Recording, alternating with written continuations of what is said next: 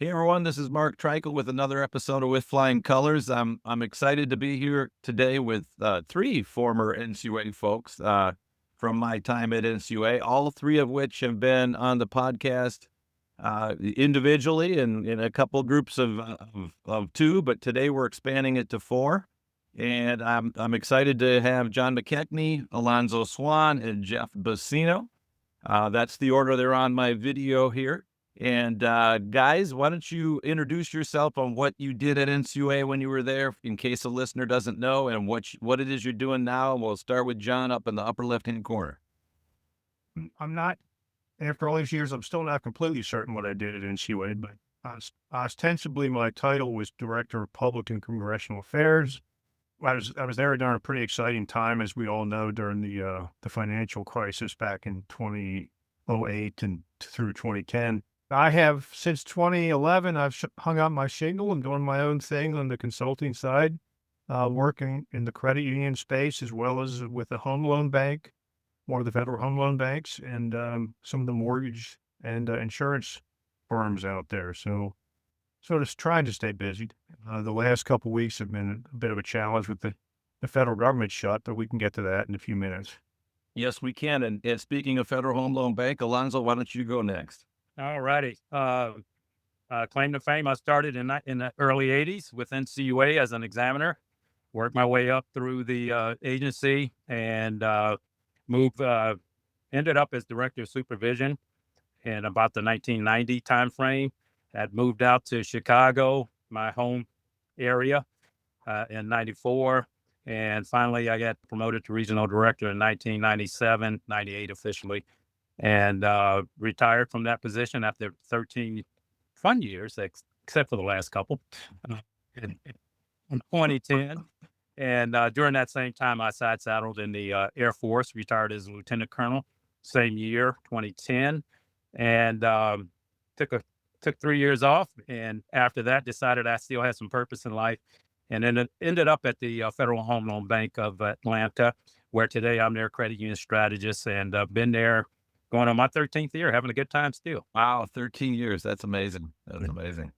And we had a lot of fun in a lot of regional director meetings where we would we'd hear from the powers that be about what they wanted to do. Maybe it was even Geoff telling the powers that be what we should do.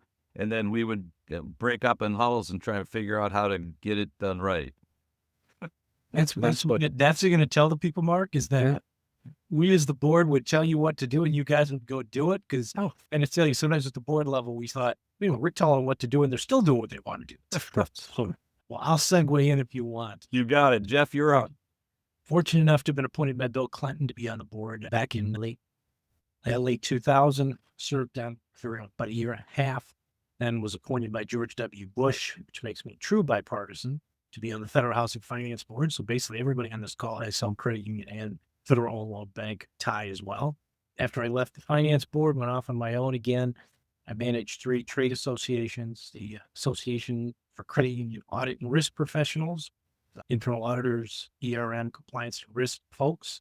I managed the Metropolitan Area Credit Union Management Association, that's Maryland, DC, Virginia credit unions, and the National Council of Postal Credit Unions, handful of retainer clients, and kind of just like John, trying to keep busy and trying to stay ahead of the law. Stay ahead of the law. That's always a good thing. That's always a good thing. So speaking of law, the NCUA board by law is supposed to have 3 board members. And speaking of regulations, you're not supposed to commit 8 false starts when you're trying to beat the Ravens. So Try harder. Filming this after having visited Minnesota to see the Vikings beat the Ravens, and I had everything perfect, really good seats, other than the fact that the Ravens outplayed us. And now we got 2 Chicago Bears fans that are going to beat up on me on Sunday, probably just like the Bears will beat up on the Vikings. So, but supposed to have 3 board members. We only have 1 board member. NCUA is in the middle of budget season, not having a lot of board meetings, but they just did their budget briefing last week. Are there any updates on where we're at as far as the Supreme Court, where we're at on Tanya Otska and Todd Harper and their efforts, or anything to share on that, any of you guys? Well, I went to budget briefing last week, and it's everybody's in a good mood when you hear about a reduction in the budget. I mean, that right there, it gets everybody off on the right foot. I would say that I thought the industry made some pretty constructive comments to Chairman Houtman about how the agency needs to prioritize resources. I mean, there were some adults in the room. I thought it was a lot of smart commentary. I think the undercurrent the one takeaway I would have is that an undercurrent of caution would be, we want to make sure that the reduction in revenue and resources doesn't lead to cutting corners on the supervisory part. And I think we all know that, prioritizing more complex credit unions makes sense. And Alonzo especially knows, and Mark, you both know this from the exam side. You prioritize complex credit unions, but a lot of losses unfortunately occur in some of the smaller institutions. I don't know how to balance that. Well, and there was one commenter about small credit unions, you shouldn't have to go on site, and that's where the fraud can happen. Alonzo, I mean, you think back in the days when you get a phone call and it's the credit union's balance sheet says it's 18 million, but it's not, right? And all of a sudden something that looked like it was a place that you could skip over or spend a little bit of time turned into a place that you should have been spending more time from the beginning on. Any thoughts on that, Alonzo? Yeah, you always have to balance your risk. And one of the big major changes, of course, when I was an examiner, believe it or not, for the first 2 years until I volunteered, I never traveled. So everything was local. And I went to same credit unions over and over again, kind of knew the people, which I think is the most important thing you get from on site. It's not going in there to look at the books. It's getting to know the people and looking out the corner of your eyes. And that's one of the things you missed. And one of the other things I missed, because I had predominantly small credit unions, is that many times I had to help them. And I had time to do that. Not much, even though I learned that old Chinese fish story. So we got that rectified. But I think that's going to be missing when you just stop in. I'd like to think I'm wise enough to know it was different in some cases, but I think that assistance that I provided made them kind of look forward to me coming. And it wasn't the amount of time I stayed. I think it was just the comfort. I always said if I were on the credit union board, and I always told them this, I'm the person who comes in and checks your weight to see whether you gained any or lost any or whether you remain the same. So that view, I think, is going to be missing. That side, look out the side of your eyes. That's what you're going to miss when you go a long time in between visits. Sure. Yeah, and you're in the credit union, you're glad they're not coming, right? But when you're the regulator and you're not there as much, or you're not on site, and we have, yeah, you look at the Wall Street Journal, you look at Bloomberg, CUtoday.info or whatever, you hear different pockets of delinquency is going in this direction, and then we hear the layoffs and different things. So they're shrinking at a time that at least the big and maybe the middle-sized credit unions are glad they're not coming in as much. But the pendulum of having less staff and doing less swings back historically with losses that then have a new board say, maybe we need more staff, right? And so those pendulums will swing. And Geoff, you were on the board, so what's your thought on the budget and anything that might have been said last week, or just your take on it in general? Well, I think, obviously credit unions are happy anytime you cut the budget. And I'm going to go out on a limb. I think the last time it was cut happened to be when Dennis and Yolanda and I were on the board. So it does take a concerted effort to do it. They have had some advantages. You lose 20% of your staff. And I don't think what people are focusing on is you're also not paying two board members as well as their executive assistants and their administrative assistants. So you do have a little bit of savings there. I mean, look, if you're talking about trying to just pinch pennies, you all of a sudden have 2/3 of your salary board level now. I do think it's important for credit unions to realize a couple things. Number one, obviously the budget is kind of decided every year. They will sometimes, you guys at the agency will sometimes go in at a 6-month mark. And so what you're seeing now, as you just said, might change when you get a complete board. In other words, you might get 3 board members. They say, wait a minute, we think you've had 2 losses over the last 6 months. You need to beef this up. So in a way, it's I guess, kind of a temporary high, to be sure. But from a credit union's individual standpoint, I've heard from a lot of them that, yes, they enjoy not seeing the examiners often. That's great. But I also heard what you're saying is two things. Number one, sometimes the examiner is just checking a box, checking a list, saying, okay, do you have this? Do you have this? And and then focusing, I hate to say this, kind of on the wrong things. Again, I think it's probably most likely because of a little bit of an inexperience. And Alonzo, you did this a long time. Mark, you followed this for a long time. You reach a comfort level with your examined credit unions. And I think we're losing that right now.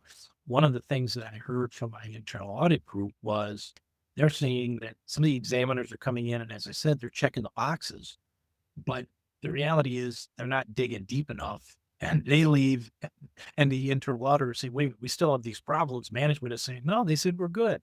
So it's gonna remain to be seen, obviously, what happens over the next couple of months. I think it's really gonna be interesting to see what happens when you get a full board. Sure, sure. Well, and Alonzo, you'll think of it. I think this will resonate with you. The concept of a lighter touch. You hear less hours, you hear less hours, you hear less hours, and then the next time there's some stats and the numbers are worse, and you show up with more people, and the examiners point out, "Hey, 4 years ago, you did something that violates the Federal Credit Union Act, and we didn't catch it, but you've been doing it wrong for 4 years." And the credit union instinctively says, well, you didn't bring it up for 4 years, and now all of a sudden it's my fault. Isn't that your job to point it out? And as Bob Blattner once said, yeah, the sovereign can always correct itself and say, hey, we missed the boat for 3 years, and now we're here to say that you can't do this. And you'll see that, when a new examiner comes in, when you're not as familiar with the credit union, and if you're doing less of a deep dive, even if it's the same one, all of a sudden you have to dig a little bit deeper 2 years down. So it's great right now to not have them coming in as much, but there's unintended consequences of that. Alonzo, any thoughts on that? I agree with you. And just to get back to the big board picture, because I do Yeah. want to just comment on that. I think our country via the Constitution was built on compromise. I think you just find things, when my priority is this and yours is that, let's find a way to get to a win-win. And it's no different during the exam process as well. But I think that's what you miss when you don't have the other two board members there. And it's the look out the corner of your eye. I want to go left. And you normally have somebody on your right there to say, well, maybe you shouldn't go that way.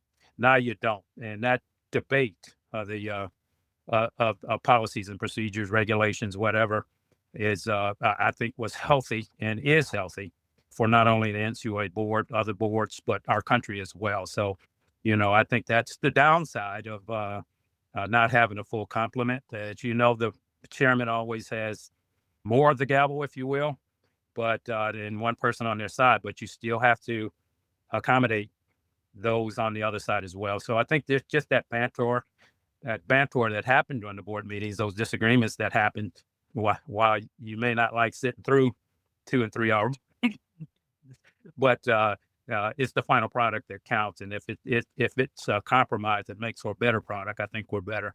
As far as the exam itself, like I said, I think if you stick to the material things as an examiner, normally you miss a regulation, and you can always say, hey, unless it impacts you in a major way, I'm just pointing it out now, and we just need to get it fixed. I focused as an examiner, and I think most, at least I tried to get my examiners when I was regional director to focus on the material. Yeah. And like I said, there's not many material issues that are going to affect credit unions. And that's how you explain when you find an immaterial one. I wasn't looking for it, quite frankly. That's one you should have called. Good. Well said. Well said, John. I could see you've got something to add here. Well, yeah, I was thinking Alonzo kind of stimulated some thoughts I also had at the budget briefing. It wasn't explicitly addressed during the briefing, but you wonder if there's going to be a look at cost savings that are maybe partially generated by the fact you don't have as much staff. People are talking about the ONES program, for instance, how then that may be changed in some way, if not done away with. I haven't heard that come out of it and at the board level over there, but you wonder if the number of regions might even go down again. I don't know. I'm asking these questions rhetorically, not because I know some inside information, but I just think these are the kind of things that probably are going to be on the table and at least thought about as we move into next year.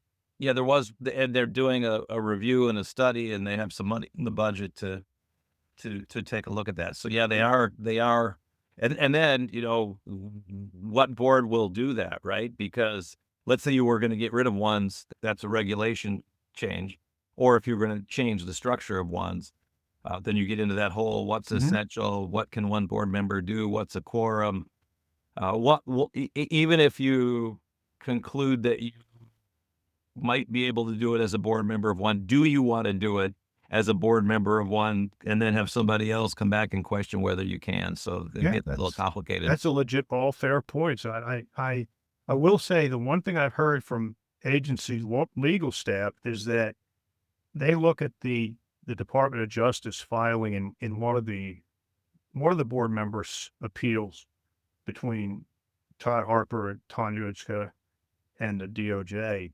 One of the filings from DOJ said we consider a single member board to be a quorum of one, meaning DOJ saying they can do rulemaking, NCUA can do rulemaking. But you're right, that seems to be very possibly challenged in some future court action. So it's we are in an uncertain period on that front. Yeah, well, DOJ says that, and for the longest time we thought a board member could only have one term, and then that term was redefined as if you had 1 day less than 6 years, that wasn't the term, and you can get another 6-year term, so you can get 11 years, 365 days. It was, I don't know if that was DOJ who opined that, maybe it was Biden. That was a Biden White House legal. Okay. Yeah, but everything there's all that subterfuge or legal opinion, whatever you want to call it, behind the scenes. Well, and Mark, you asked, one of the other questions you asked about was anything new on the legal front. Yes. And while I am not a lawyer and I don't play one on TV, I do know that there's the case of Rebecca Slaughter, who I think is the FTC, the commissioner that the administration fired. The Supreme Court has decided to hear her case on December 8th. And lawyers that I know kind of all say, look, that's kind of a precursor to the NCUA case. There was also a story today that some of the lawyers have asked the Supreme Court to look at this and decide if they're going to take it on. So, I mean, all those things start to enter into the timetable. The unfortunate thing is you're probably not looking at anything past the first of the year at best before you've got a decision. Now I think the question still comes up. Chairman Hoffman's term expired in August. Yeah. And he and Sarah Bang have been doing, I think, yeoman's work in kind of keeping everything going. But it may come a point when he says, you know what, I'm moving on too. And he brought this up at the start of the previous board meeting where he said, you could get down to zero. It'd be zero. I mean, I think the same kind of legal questions come up with either 1 or 0, which is, let's say you pass a reg, what's to stop a credit union or anyone from suing later on to saying it wasn't legally decided upon. So you got a whole bunch of things that are happening now. And again, it's, as John said, we are uncharted waters, and we really are, because again, the previous awards don't hold. And if the administration is allowed to get rid of 2 Democratic board members and then put 2 whatever party they want into that place, because evidently the act doesn't apply. So why do you want to do that? In terms of party? It's just the act. Yeah, it's in terms of party. So, but again, as a former board member, I would be really worried about that. I mean, from a personal standpoint, I lived in this area. It was easy for me to do this. But if you're coming, from somewhere else, you've got to make a decision about upper family, moving people. I think you're going to lose a lot of people who would even consider it if they know that president changing party, or worse yet, just getting upset with what your decision was, you can be out of a job. Well, and you talk about going, zero, right? I mean, we have 1 board member right now. He gets hit by a bus. There are 0 board members. He resigns, gets a better job, wants to go do something else where whatever he goes and does, if it's outside of government, he's going to make more than he's making as a board member, right? So he's got all of those personal situations going on. And Alonzo, imagine walking into work as executive director of NCUA and you go, okay, now there are no board members. We were wondering what a one board office had the authority to do or not. What do I, as executive director, as a staff member, have the ability to do? Even though the delegation says if a plane goes down with all the board members, the executive director has the authority. And oh, by the way, we don't know. The current executive director could be taking the buyout by the end of the year. Maybe, maybe not. But certainly, everybody would reflect on they're down 23%. There are no board members. That could get a little chaotic here. It should help them decide to walk. Agree with you totally. Well, quite frankly, from the staffing perspective, it's just a matter of you just do what you do. So, and there's a lot of things that we, like you said, probably would have done differently, but the power of the Federal Credit Union Act is vested in the NCUA board. So, I always remembered that. Never violate the delegations. The delegations established by a board that's no longer there. Maybe you still have the authority. It gets kind of, the higher up you are, if you're the highest staff member at NCUA, I would be losing a lot of sleep with no board. It's good to have that one board member there, and I can't see Kyle walking away. Because to the next step in his journey, right? I don't know anything firsthand. The one conversation I've had with the administration in the last few weeks is that, they're cognizant of the fact we have one board member. They're cognizant of the fact that he's serving in a holdover capacity. And beyond that, I think everything's somewhat frozen in place until the Supreme Court decides that Humphrey's executor case they're spoken about on your podcast in the past. But that may not happen. I mean, a decision in that may not occur, as late as next June. That's a long time to be in this uncertainty, but it's possible. We've had a single member board with 1 day exception since April of last year. So, life goes on. That it does. So everybody has a little bit of connection with Federal Home Loan Bank. They really stood up and provide some liquidity opportunities back a few years ago when there were liquidity challenges at institutions, and then following Silicon Valley Bank and different things. It's an amazing resource for credit unions. Any general thoughts on what you guys are seeing out there as it relates to the financial use of Federal Home Loan Bank or liquidity, et cetera? Well, I like to think I've been a part of this, but I think the use of Federal Home Loan Banks by credit unions has risen exponentially over the 12 years I've been with Atlanta's bank, and it comes from more understanding. Just understanding it over the last couple years. And let me step back, because in my initial years, I was recruiting credit unions to join, and as I told them, it's a benefit that I'm going to tell you a lot of positives from having, and I'm going to give you a short list of negatives.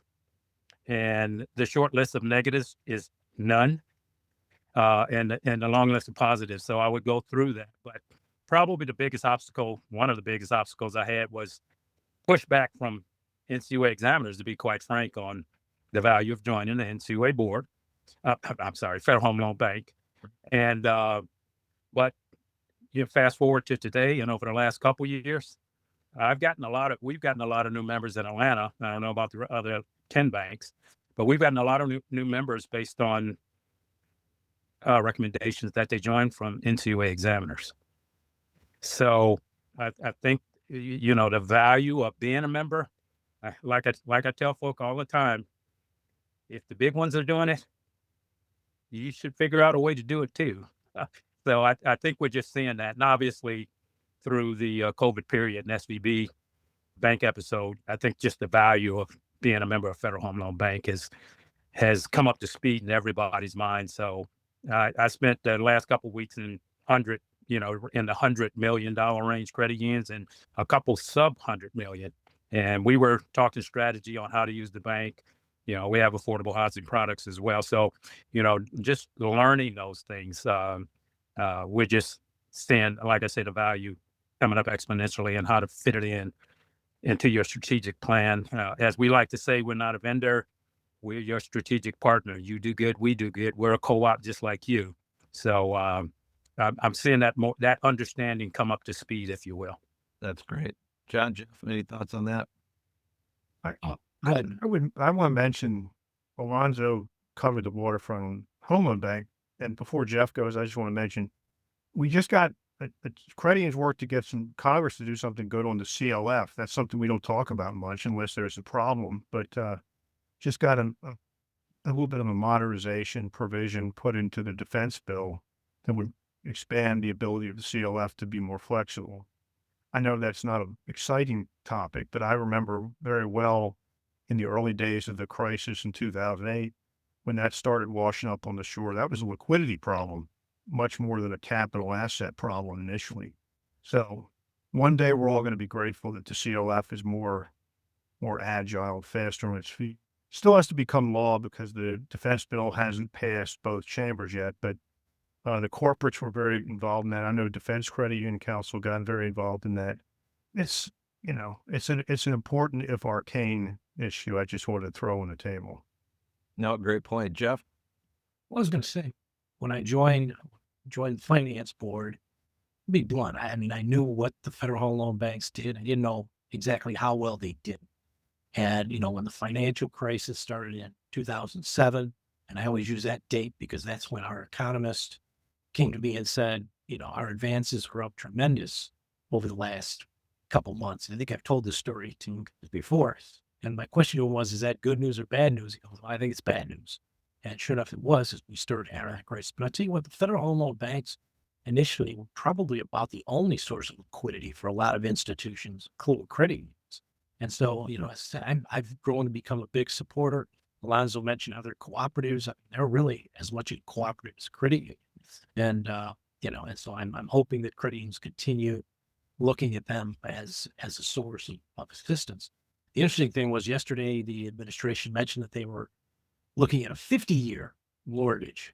And the Federal Housing Finance Authority, the successor of my agency, came out in big support of that.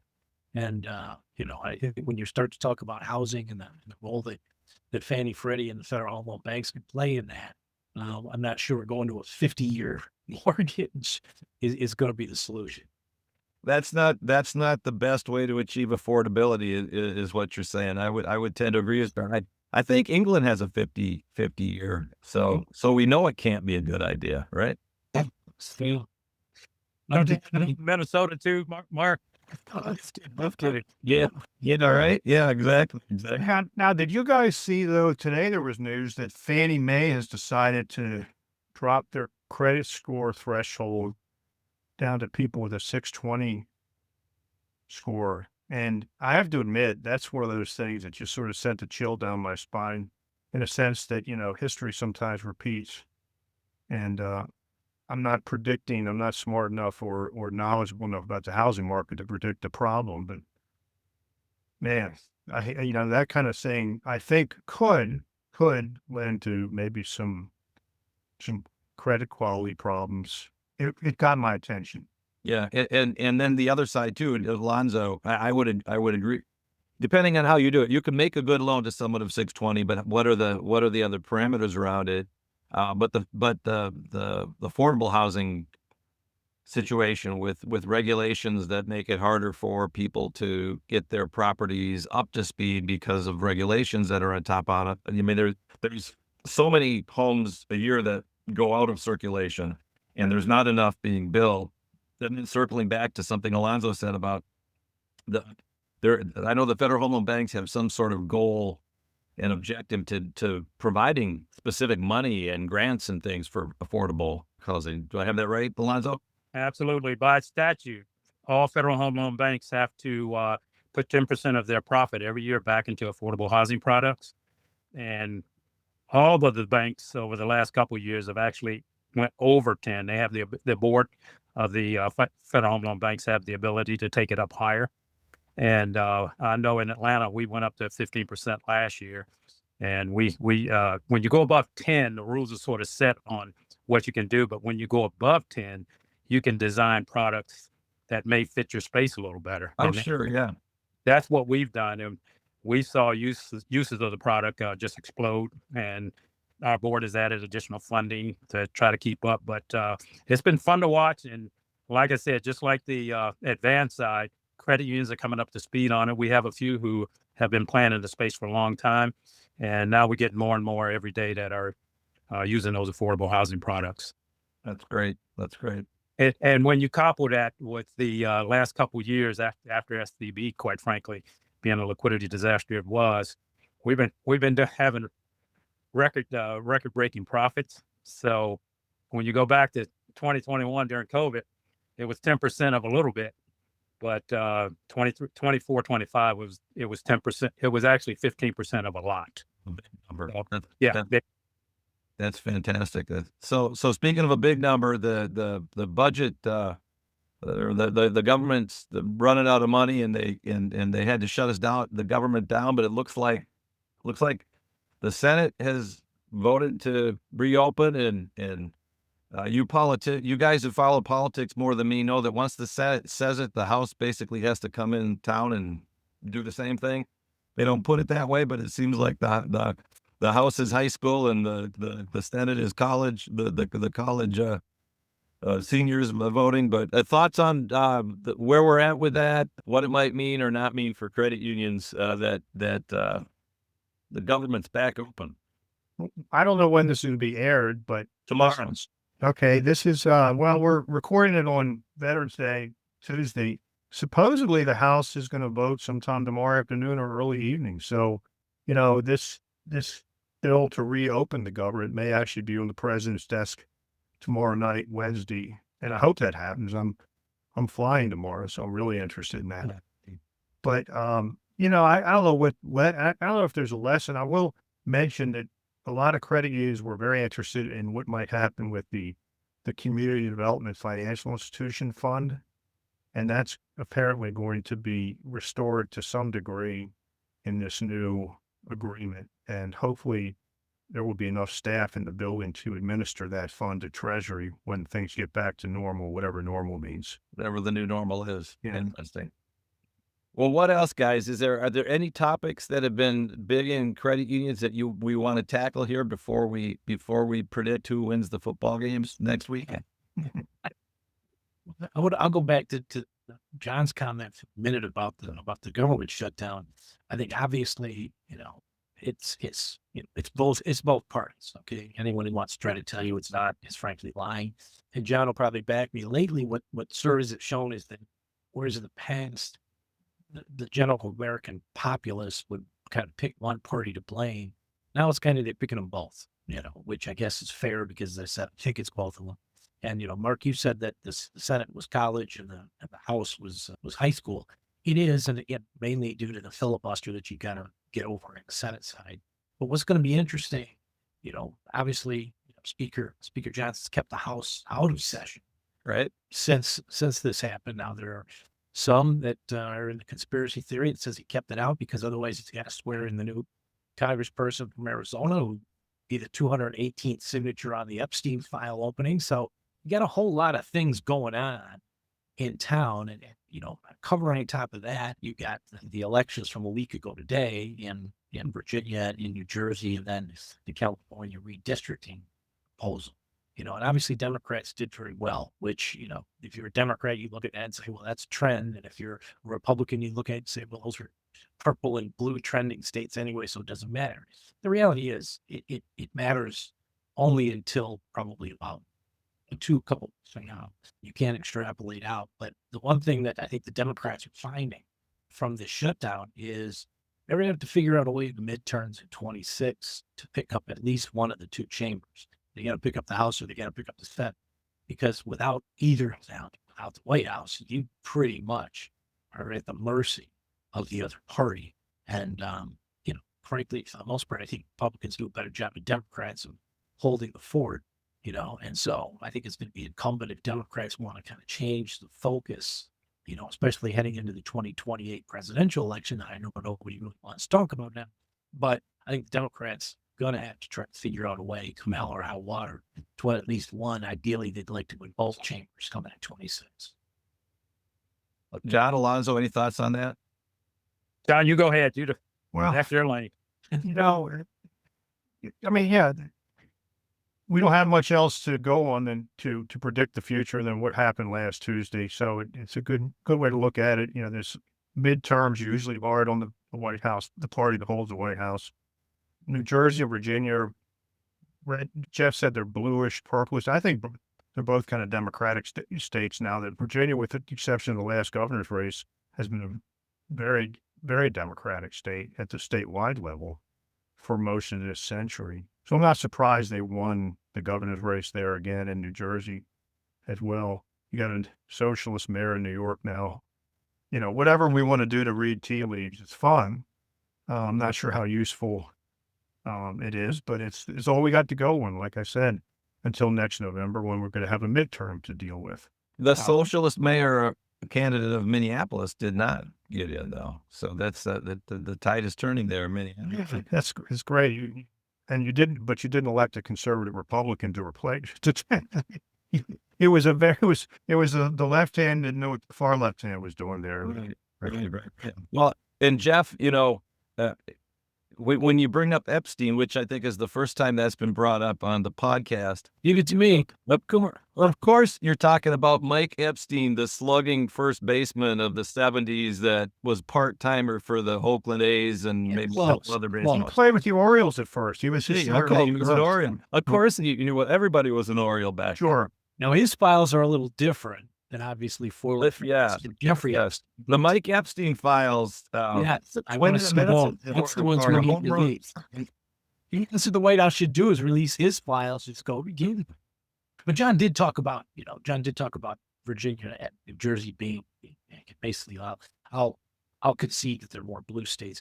And the one thing that did impress me, though, both of them. I mean, both candidates, Cheryl and Spamberg, outpolled Harris and everybody else running that state in a while as a Democrat. So, I mean, Governor Murphy in Jersey barely won re-election 4 years ago. So I think again, I go back to my point, Democrats are going to need to figure out a way to right the ship. Otherwise it's going to be real tough sledding for them heading into 28. So, it was good news, as John says, it's really only good for a while, and it is, and frankly, November 26th is still a year away. So, and by the way, Jeff, you're even more right about Virginia, because Democrats now have the biggest majority in the state House of Delegates that anybody has had in 40 years.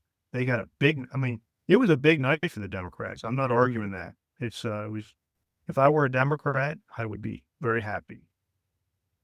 Yeah, I think just to put my 2 cents in as a regular citizen, if you will, I think what really won is moderate politics, and that's where it's going to come down. So if you have two moderates running against each other, one Republican, one Democrat, you probably get a closer race. But if you have somebody who has been branded on either the left or the right, I think the pot in the middle is picking the one that's closest to the middle, if you will, if that makes sense. I'm moderate. I swing both sides, and I'm not voting for a French candidate on either side. So I think that's what the election probably showed us, that was the big predictor of the midterms. It's going to come down to candidates. As it should. That's great. I like that. I like that take. Very good, guys. Well, I'm going to predict, let's see, the Vikings and the Bears. Oh, gosh. 31-30 Vikings. Let you go first. No, I got the Bears will score 27 points, and the Vikings will just score 17. Okay, 27-17. Jeff? Well, if the last 2 weeks of Bears games have been any indication, this is going to come down to something that's pretty close. And as a Bear fan, I'll take the Bears 24-20. 24-20. And John, you can either opine on our teams, or you can tell us how the Ravens are going to do. Well, we're playing the Browns, which on paper, I think everybody's going to give the Ravens, designate us as the favorites, but they always play us tough, and it's in Cleveland, and we lost there last year, so I'm not going to predict such a natural pessimist when it comes to sports. I'm just going to keep my mouth shut. You're on do this. It's the Ravens Browns this week. Yeah. Oh, that's going to be like the game last night. Green. Philadelphia game 0-0 half. Another 10-7 coming. I will predict this though, that the Ravens will win the division. All right. Yes. I like that. I'll give you that. I like it. Well, the Lions will win. We'll win our The division. Lions got us, even though we beat them. For the record, that was our bet. That was our Super Bowl. All right, guys. As always, this has been fantastic. I want to thank you all for being available, and we'll do this again down the road. Good to see the three of you all on one screen. 4 Horsemen of the Apocalypse. Thanks, Right. The Apocalypse episode it will be live tomorrow. And listeners, I want to thank you for listening and or watching. Mark Treichel signing off with Flying Thanks. Colors.